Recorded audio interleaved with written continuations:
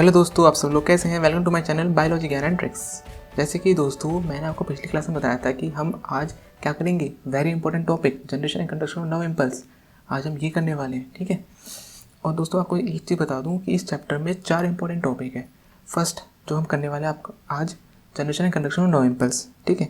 Second है आपका CNS, third है आपका आई एंड फोर्थ है आपका ईयर। चारों को तसल्ली से एक एक करके पढ़ेंगे, कोई दिक्कत नहीं आएगी, ठीक है दोस्तों। बस आप इस वीडियो को पूरा देखिए। चलो स्टार्ट करते हैं। दोस्तों आपको ये न्यूरॉन दिख रहा है, ठीक है। न्यूरॉन का एक्सोन पार्ट होता है, इतने पार्ट को हमने जूम करके देखा, ये आया, ठीक है। ये ऊपर वाली लेयर, ये नीचे वाली लेयर, इन लेयर्स को हम कहते हैं एक्सोलिमा। इसके अंदर जो फ्लूइड होता है उसको हम कहते हैं एक्सोप्लाज्मा। जो अंदर फ्लूइड होता है उसके अंदर सोडियम आयन की कंसनट्रेशन काफ़ी कम होती है as compare to potassium ion और नेगेटिवली चार्ज प्रोटीन। जो प्रोटीन होते हैं ना इसके अंदर वो नेगेटिवली चार्ज होते हैं, उनकी कंसनट्रेशन पोटेशियम आयंस की और नेगेटिवली चार्ज प्रोटीन्स की काफ़ी ज़्यादा होती है सोडियम से, और बाहर सोडियम की कंसनट्रेशन काफ़ी ज़्यादा होती है जबकि पोटेशियम की कम होती है, और प्रोटीन्स तो बाहर होते ही नहीं, ठीक है। क्योंकि ये जो प्रोटीन्स होते हैं ना ये इम्परमेबल होते हैं, और सोडियम भी नियरली इम्परमेबल होता है, लेकिन पोटेशियम जो होता है आपका परमेबल होता है। अब क्यों होता है अब आप देख लेंगे, ठीक है। देखो इस लेयर में एक्सोलिमा में कई सारे आयन चैनल्स होते हैं, ठीक है, जो कि आयंस को ये पोटेशियम और सोडियम को मूव करवाते हैं, ठीक है, अंदर से बाहर, बाहर से अंदर। देखो दिख गए आपको ये चैनल्स, ठीक है। ये आपके दोनों पोटेशियम चैनल है, ये आपका सोडियम चैनल है, और आपका पंप है। अभी आप पंप को रहने दो, अभी आप चैनल्स को देखो। जो ये चैनल्स होते हैं ना, ये पोटेशियम चैनल्स, ये पोटेशियम आयंस को अंदर से बाहर की तरफ फेंकते हैं, ठीक है, आउटवर्ड डायरेक्शन। और ये जो आपका न्यूरॉन है ये आपका रेस्ट स्टेट में, अभी रेस्ट स्टेट में कुछ चैनल्स जो होते हैं वो क्लोज होते हैं, देखो क्लोज बंद करके दिखाया ना, कुछ ओपन होते हैं, और जितने भी सोडियम चैनल्स होते हैं इस मेम्ब्रेन में रेस्टिंग स्टेट में सारे के सारे क्लोज होते हैं, ठीक है। इसे आप याद रखना, सारे के सारे सोडियम चैनल्स क्लोज होते हैं रेस्टिंग स्टेट में। अब देखो जो पोटेशियम चैनल है वो अंदर से बाहर की तरफ फेंक रहा है किनको, पोटेशियम आयंस को, जिसकी वजह से जो कंसनट्रेशन है अंदर पोटेशियम की वो कम हो जाएगी, बाहर बढ़ जाएगी। और अगर अंदर पोटेशियम आयंस की कंसनट्रेशन कम हो गई तो जो नेगेटिवली चार्ज प्रोटीन है वो उतने के उतनी है ना, तो उनकी वजह से जो चार्ज आएगा अंदर वो क्या आएगा, नेगेटिवली चार्ज, ठीक है। और पोटेशियम बाहर एक्यूमुलेट होते जा रहे हैं, इकट्ठे होते जा रहे हैं, तो जो बाहर चार्ज आएगा वो कैसा आएगा, पॉजिटिवली चार्ज, ठीक है। आ गया आपको इतना। चलो अब देखो ये जो चार्ज आया ना इसको हम कहते हैं मेम्ब्रेन पोटेंशियल, ठीक है, जो जिसकी वैल्यू -70 मिलीवोल्ट होती है। अब इस पोटेंशियल को रेगुलेट करने के लिए यहाँ पे क्या आता है, सोडियम पोटेशियम पंप, ठीक है। देखो ये तो बाहर फेंकता रहेगा, लेकिन यहाँ पे इसको रेगुलेट भी तो करना है -70 को। -70 से अगर कहीं नीचे चला गया तो, है ना, तो उसको मेंटेन करने के आपका सोडियम पोटेशियम पंप होता है, जो कि 3 सोडियम आयंस को अंदर से बाहर की तरफ फेंकता है और 2 पोटेशियम आयंस को बाहर से अंदर की तरफ लेता है। अब देखो ये जो सोडियम पोटेशियम पंप होता है ना ये ATP यूज़ करता है। अब ATP क्यों यूज़ करता है भाई, देखो क्योंकि जो कंसनट्रेशन है सोडियम आयंस की अंदर क्या है, कम, बाहर क्या है, ज़्यादा। अब ये देखो कहाँ से कहाँ फ्लो करवा रहा है सोडियम आयंस को, कम से ज़्यादा की तरफ, कम से ज़्यादा की तरफ। तो अगर कोई भी प्रोसेस कंसनट्रेशन के अगेंस्ट काम कर रहा हो तो उसे ATP लगती है। ये तो आपने पिछले चैप्टर्स में पढ़ाई है, ठीक है। ट्रांसपोर्टेशन इन प्लांट्स एग्जाम्पल है इसका, ठीक। और पोटेशियम आयंस के लिए भी देखो बाहर क्या है, कम, अंदर क्या है, कंसनट्रेशन ज़्यादा, तो इसके लिए भी यूज़ करना पड़ेगा सर ATP, है ना, ठीक है। ATP यूज़ करता है ये, और ये आपका एक्टिव प्रोसेस कहलाता है, ठीक है, जो कि ATP यूज़ करता है। चलो अब हम आगे बढ़ते हैं दोस्तों। देखें आपको ब्लड तो नहीं है ना वीडियो। चलो रेस्टिंग स्टेट पे जो आपका वो होता है उसको न्यूरॉन, उसको हम कहते हैं पोलराइज्ड न्यूरॉन कहते हैं, पोलराइज्ड स्टेट न्यूरॉन कहते हैं, ठीक। जो एक्सोनल मेम्ब्रेन होती है मैंने आपको बता दिया वो ज़्यादा परमेबल होती है पोटेशियम आयंस के लिए, और नियरली इम्परमेबल होते हैं सोडियम आयंस और क्लोरीन आयंस के लिए, और फुल्ली इम्परमेबल होती है जो उसके अंदर प्रोटीन्स हैं, नेगेटिवली चार्ज प्रोटीन्स, ठीक है। अब मान लो ये आपका जो ये था ना न्यूरॉन, ये वाला, ये जो न्यूरॉन था, न्यूरॉन, हाँ, ये आपका इसमें था रेस्टिंग स्टेट में। अब मान लो कि कोई स्टिमुलाई आ गया, ठीक है, स्टिमुलाई ने से हिट कर दिया, ठीक है। तो जैसे ये हिट करता है ना कुछ सोडियम चैनल्स इस मेम्ब्रेन के, एक्सोलिमा मेम्ब्रेन के कुछ सोडियम चैनल्स ओपन होते हैं, जिसकी वजह से जो कुछ सोडियम से होते हैं वो बाहर से अंदर की तरफ आते। अब क्यों आते हैं, क्योंकि बाहर कंसंट्रेशन क्या है, सोडियम आयंस की ज़्यादा है अंदर से, तो ग्रेडियंट फॉर्म हो जाता है और फिर अंदर आ जाते हैं। जैसे ही अंदर आता है एकदम जो इसका मेम्ब्रेन पोटेंशियल था हमने पढ़ा था -70 होता है ना, फिर -70 से पॉजिटिव की तरफ बढ़ने लगता है। ठीक है, जैसे बढ़ता बढ़ता जाता है ना ये, फिर एक वैल्यू आती है -55 से -60। इस जैसे इस रेंज में पहुंचता है जो आपकी मेम्ब्रेन है ये आपकी डीपोलराइज होना स्टार्ट हो जाती है। ठीक है, और इस पोटेंशियल की रेंज को हम कहते हैं थ्रेशोल्ड पोटेंशियल। ठीक है, मतलब कि वो पोटेंशियल जिसपे कि जो आपकी मेम्ब्रेन है एक्सोनिमा मेम्ब्रेन वो डीपोलराइज होना स्टार्ट हो जाए। ठीक, पोलराइज थे डीपोलराइज मतलब कि जो चार्ज था बाहर प्लस था ना, देखो चार्ज जो है बाहर कैसा प्लस है और अंदर माइनस है। तो अब देखो सोडियम आयंस जो है वो अंदर आते जाएंगे तो प्लस चार्ज अंदर इकट्ठा होता जाएगा और प्लस चार्ज डेवलप हो जाएगा अंदर, जबकि जो आपका क्या है जो कंसंट्रेशन है बाहर सोडियम आयंस की उनको कम होती जाएगी तो अंदर कैसा आएगा नेगेटिव चार्ज आ जाएगा, जिसका से एक पोटेंशियल डिफरेंस क्रिएट हो जाएगा। ठीक है, इतना आ गया आपको।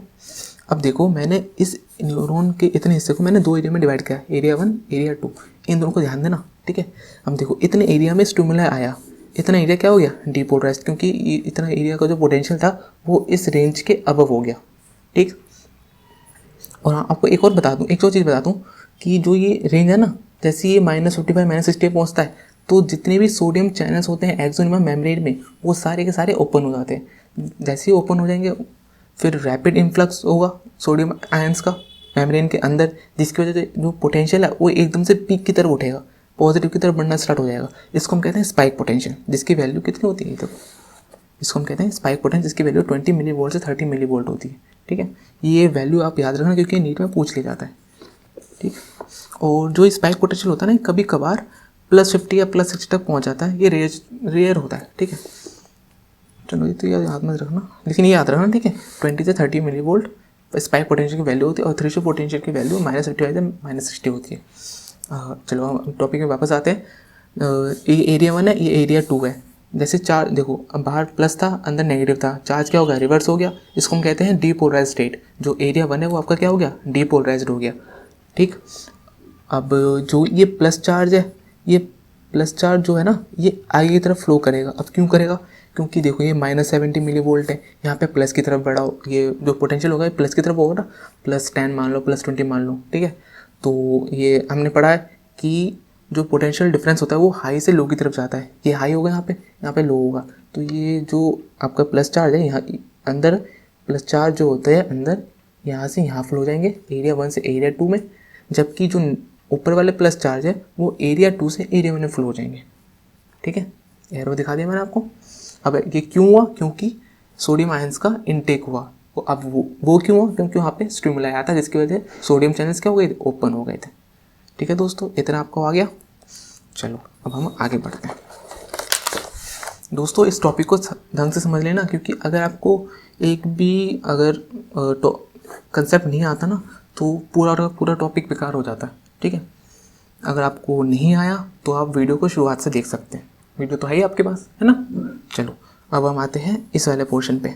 मान लो ये एरिया 1 है, एरिया 2 वही वाला एरिया है। ठीक है, अब एरिया 1 है, जो एरिया 1 था जो प्लस चार्ज है वो यहाँ से यहाँ फ्लो हो गया था ना, जिसकी वजह से ये क्या हो गया था, पहले पोलराइज्ड था फिर डीपोलराइज्ड हो गया, अब फिर दोबारा क्या हो गया रीपोलराइज्ड हो गया ना। अब जो रीपोलराइज्ड की वैल्यू होती है ना कभी कभार -70 से भी ना कम हो जाती है, -80 पहुँच जाती है। ठीक है, इसको हम कहते हैं हाइपर पोलराइज्ड। जो ये लेयर है एरिया 1 ये हाइपर पोलराइज होता है कभी कभार। ठीक है, रेयर चांस होता है ये। अब जबकि जो एरिया 2 है वो कैसा हो गया आपका डीपोलराइज्ड, पोलराइज से कैसा हो गया डीपोलराइज्ड। अब यहाँ पर भी वही प्रोसेस चलेगा, यहाँ पे क्या हो गया प्लस की वैल्यू आ गई, प्लस की 10 मिलीवोल्ट आ गई, यहाँ पे -70 होगा, फिर यहाँ से मूव कर जाएगा, या 20 मिलीवोल्ट होगी यहाँ पे -70 होगा। ठीक है, तो प्लस से माइनस की तरफ मूव करेगा, ये वाला भी ऐसे मूव करेगा, ऐसे ही क्या होगा आपका इम्पल्स आगे की तरफ ट्रांसफर होता रहेगा। फिर आपका ये जो एरिया 2 ये कैसा हो जाएगा रीपोलराइज्ड, फिर आपका जो एरिया 3 होगा यहाँ पे आगे वो कैसा हो जाएगा डीपोलराइज्ड, फिर ऐसे ऐसे आगे चलता रहेगा। ठीक है दोस्तों, अब देखो दोस्तों यहाँ पे एक कर्व मतलब ग्राफ आता है वोल्टेज और नर्व इम्पल्स ट्रांसमिशन के उसमें। ठीक है, मान लो कि ये -70 मिलीवोल्ट है, ये आपका ये जो -70 मिलीवोल्ट है ये कौन सी पोटेंशियल है, मेम्ब्रेन पोटेंशियल है ना, ये आपका मेम्ब्रेन पोटेंशियल होता है -70 मिलीवोल्ट। और यहाँ पे मान लो ये थ्रेशोल्ड पोटेंशियल -55।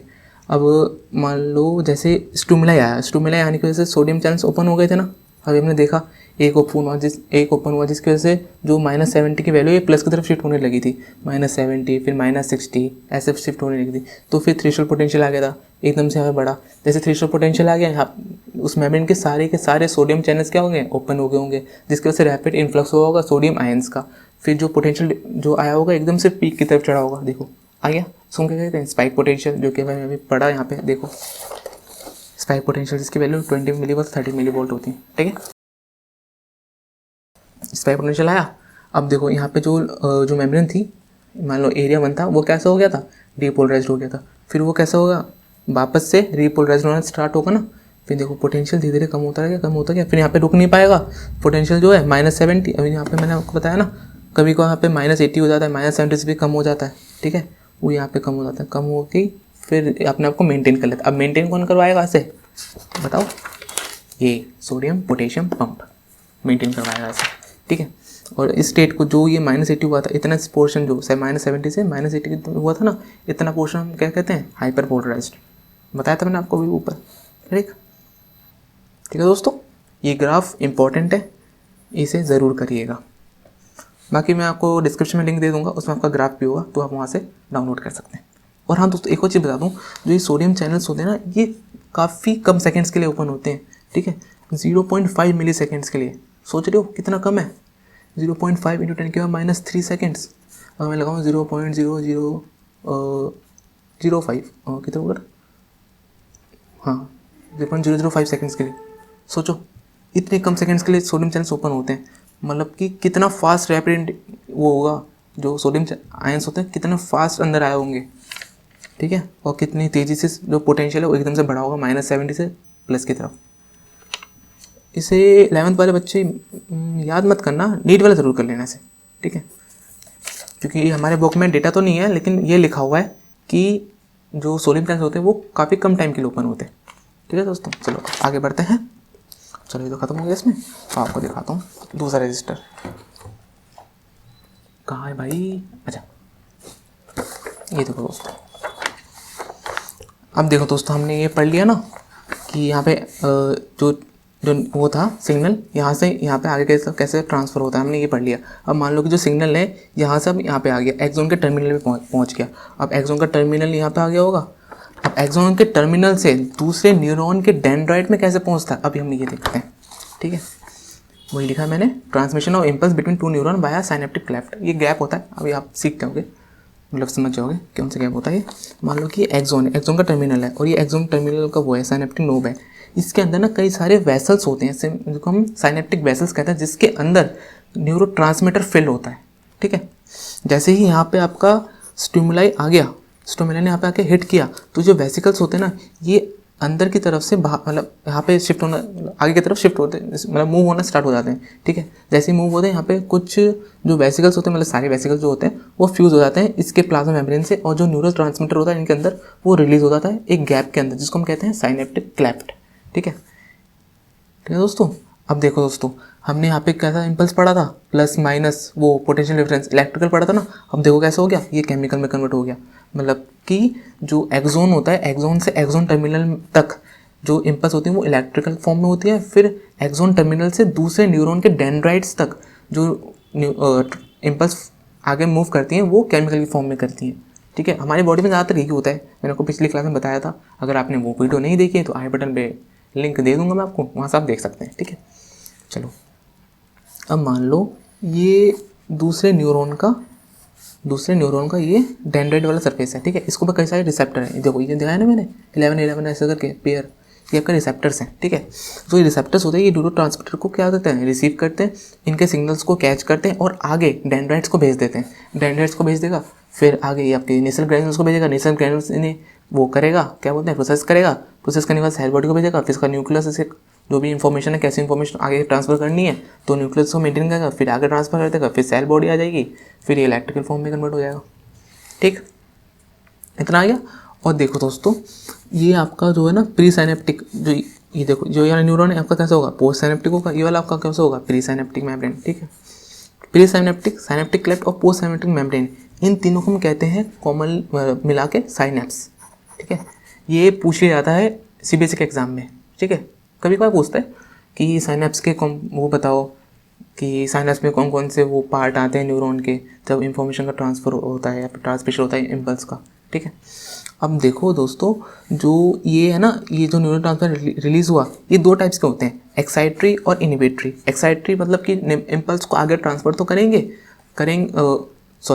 जो इम्पल्स है उनमें आगे ट्रांसफ़र करेंगे उनको काम करने के लिए कि तुम ये काम स्टार्ट कर दो। लेकिन जो इनिबिटरी वाले न्यूरोट्रांसमीटर होते हैं, जैसे कि आपका एग्जांपल हो गया GABA, gamma amino butyric acid, इसकी फुल फॉर्म पूछी नहीं जाती, आप बस ये याद कर सकते हो GABA, नीट वाले खासकर, ठीक है। ये किसी प्रोसेस को इनिबिट करने के लिए तब आपका न्यूरोट्रांसमीटर वाला रिलीज़ हो जाएगा, और किसी को स्टार्ट करने के लिए आपका ये वाला ट्रांसमीटर रिलीज़ हो जाएगा, जो कि क्या है, एसिटाइल कोलिन, ठीक है। चलो, और वर्टिब्रे, जो हमारे वर्टिब्रे हैं, आपको पता ही होगा वर्टिब्रे कौन से होते हैं, ठीक है। वो उनके अंदर दो तरीके के मेन न्यूरोट्रांसमीटर पाए जाते हैं। पहला है आपका एसिटाइल कोलिन एंड सेकंड है आपका नोरेड्रेनालाइन, ठीक है। ये वाला कम ही पाया जाता है, ज़्यादातर एसिटाइल कोलिन पाया जाता है। ये दोनों कैसे होते हैं आपके, एक्साइटेटरी, ठीक है, एक्साइटेटरी वाले न्यूरोट्रांसमीटर जो कि प्रोसेस को स्टार्ट करवाते हैं। चलो दोस्तों, आई होप आपको ये वीडियो पसंद आई होगी। मैंने इस वीडियो में कैसे न्यूरॉन का इम्पल्स का ट्रांसमिशन होता है एक न्यूरॉन से दूसरे न्यूरॉन के बीच में, ये साइनेप्टिक क्लेफ्ट बताया, और एक्सॉन में कैसे होता है आपको मैंने ये बताया, ठीक है। अब हम अगली क्लास में करेंगे क्या, CNS, one of the most important topic CNS। और दोस्तों, आप NCERT को रीड करते रहिए, ठीक है। वीडियो तो देखिए, आपको NCERT को भी रीड करना है, ठीक है, क्योंकि NCERT आपकी बहुत ही ज़्यादा इम्पोर्टेंट है। अगर मैं आपके उसमें बताऊं कि यही आपके लिए गीता है, यही आपके लिए बाइबल है, और यही आपके लिए कुरान है, ठीक है। तो आप NCERT ज़रूर पढ़िएगा। इतना भी नहीं पढ़ना कि एक एक लाइन रट लो, मतलब समझ रहे हैं आपको उससे, ठीक है। चलो दोस्तों, आज के वीडियो में इतना ही। अगली वीडियो में मिलते हैं किसके साथ, brain, CNS, central nervous system. और हाँ दोस्तों, डिस्क्रिप्शन में कुछ लिंक्स हैं जिसके अंदर मैंने PDF, दो PDF है, उसके अंदर मैंने आपको बताया कि जो ये जो होता है ना, ये जो ट्रांसफ़र होता है ये कैसे होता है, ठीक है। मैंने वीडियो आपको दे रखी है, उसमें मैंने आपको एक इमेज भी दी है, जो कि इमेज पता नहीं कौन सी है होगी, ठीक है। और हाँ दोस्तों, मैं एक और चीज़ बता दूँ, फर्स्ट वीडियो में ये बता दी कि जो माइलिनेटरी नर्व्स होती है ना, उनके अंदर जो इम्पल्स का ट्रांसमिशन होता है वो जंपिंग की फॉर्म में होता है, ठीक है, ऐसे नोडोट्रांसमीटर में, जो कि फास्ट होता है as compared to non myelinated nerves, जिसके अंदर ये माइलिन शीट नहीं होती, क्योंकि उन्हें पूरा डिस्टेंस कवर करना पड़ता है और इन्हें जंप करना पड़ता है, वो काफ़ी जल्दी पहुंच जाते हैं, ठीक है। चलो, आपको ये बता दें। और हाँ दोस्तों, सब्सक्राइब करिए, क्योंकि ऐसे ही वीडियोस आपको हफ्तों में 3 दिन मिलेगी, क्योंकि दोस्तों अभी मेरे एग्ज़ाम चल रहे हैं, तो मैं रोज़ बना नहीं सकता, ठीक है। इसीलिए थोड़ा, जैसे मेरे एग्ज़ाम खत्म हो जाएंगे, मैं फिर रोज़ वीडियो डालूंगा इनके ऊपर, ठीक है। ऐसी वीडियो आपको रोज़ मिलेगी। चलो, गुड बाय, बाय। और हाँ दोस्तों, stay safe and wear mask, ठीक है। तो जब आप कहीं जाते हो तो मास्क ज़रूर पहनिए। Bye bye.